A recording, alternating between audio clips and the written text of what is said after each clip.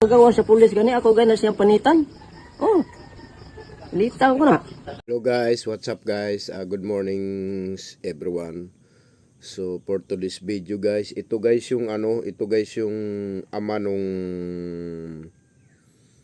pinatay na 12 anyos na babae. So ito yung nahuli na yung suspect. Ayan, nakakulong diyan, nakakulong. So galit na galit yung ama. Ayan.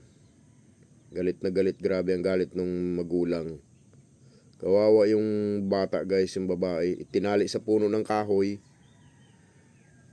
Tapos matagal pa bago makita. Nung nakita is naagnas na. Naagnas na yung bata. Hiwalay na yung paa din. Yung isang paa yata sabi tinangay na ng aso. Grabing karumal-dumal na paggawa dito sa batang babae. So, bago ang lahat guys, paki-subscribe ang aking YouTube channel, paki-click ang notification bell dyan sa baba. Ayan, let's go, panoorin natin, huwag natin patagalin. Gawa sa pulis gani ako gana siyang panitan. Oh. Litaw ko na. Kundi gani pabitay na ko na anas fountain ay. Anas parula ako na ipabitay. Oh.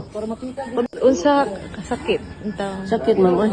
Wa jud ko tarong to gikan ginapagkawaan na niya kay pinangga kay na akong bata mo. Pinangga gina kay nako. sa imin side Gina mo hinga tawa kay na mo ay. Luoy kay ko ana kay. lambingon kay Oh, mulambing matunos mo ang ngita na lolo. La sa lolo la. Ana din. Na ako say mo kuan mo ko skanding kay na ko buhi. Wa ko des mo Mutana din to nako. kapila ni siya sa magsuon sir pila ka Kaduha na siya gikas mo kamagwangan. Kamagwangan. Tulurom na sila. tunga gid ay siya Tunga na siya. sa puro baye Puro bay. tapos graduating pa gid daw ni siya Inya kana tuwa na silbayes yun. Kaya kaning anak na kong kamanghuran, yung ano man ng anak na ko ganina, siya pa, abini mo na SDR pa, giinan pa ko niya pa nga, ug di pati ka igagaw day, paon giti ka, ingnan, nansulti gid na ko ang anak ka no. Paon giti ka day, ug di pa ka igagaw, yan ingon akong anak ka, ay lang pangunayang, anak leon, anak si, ingay, maartoy ko anya. sa imong kastorya niya sir kung atubang ni nimo siya karon Kanang bataw, ako lang ginasiyang ko ngalong unsay nakaon niya nga ginana man niya. nga Ang maay akong tuyo lagi ipagawa sa pulis gani ako gana siyang panitan. Oh. Litaw ko na. Kundi gani pabitay na ko na anas fountain ay. Anas parula ako na ipabitay. Oh. Pabitay si Mayor gabi ningon gusto Mayor gabi. Pakantaha usa na siya. Ana Mayor gabi pakantaha usa na siya, usa ninyo desisyon ni. Ana Mayor.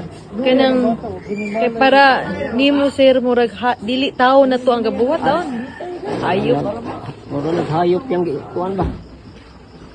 Lain na kasi murag wa na din na kailag tao. Murag kusog na kay tingay iyang kaon. yan tama Grabe. kana bang taas pantontoy pangandoy itong bataa Oo, unsay graduate mo paso no, buwana mo paso no siya. unsay pangandoy unta itong bataa in taon ta sir Paman do ato, mao na iyang kuan nga makatabang siya og kuan ning eskwela, makatabang siya sa iyang mama. Butang kay ma'am. Mo toy gitraining sa akong asawa sa pangadje. Mauntoy silbing iyang ikon sa akong asawa sa pangadje kay akong asawa manalabtan nagtan man kaya katikistam na ako asawa dire. Mauntoy gitraining niya usay anha mo sa simbahan pabasahon kay ito sa simbahan tumutaa. Wa di gyud to ingo so sir ko ikaw ipabot ipasaka gid ang kaso ipakas saka kundi gay bitayo naman. Gusto na ko gay bitayo na anay butang na fountain ay. Wa ko'y kuan naman murag ambot lang na siya. Ug naa palagi siya dili. Disuhong ginana kong panit kay. Illa ko apurot apuhan.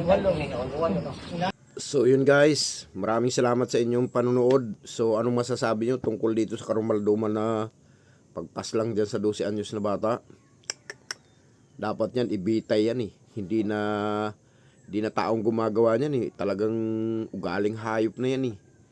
Yung ganyang klaseng paggawa ng ng masama. Grabe.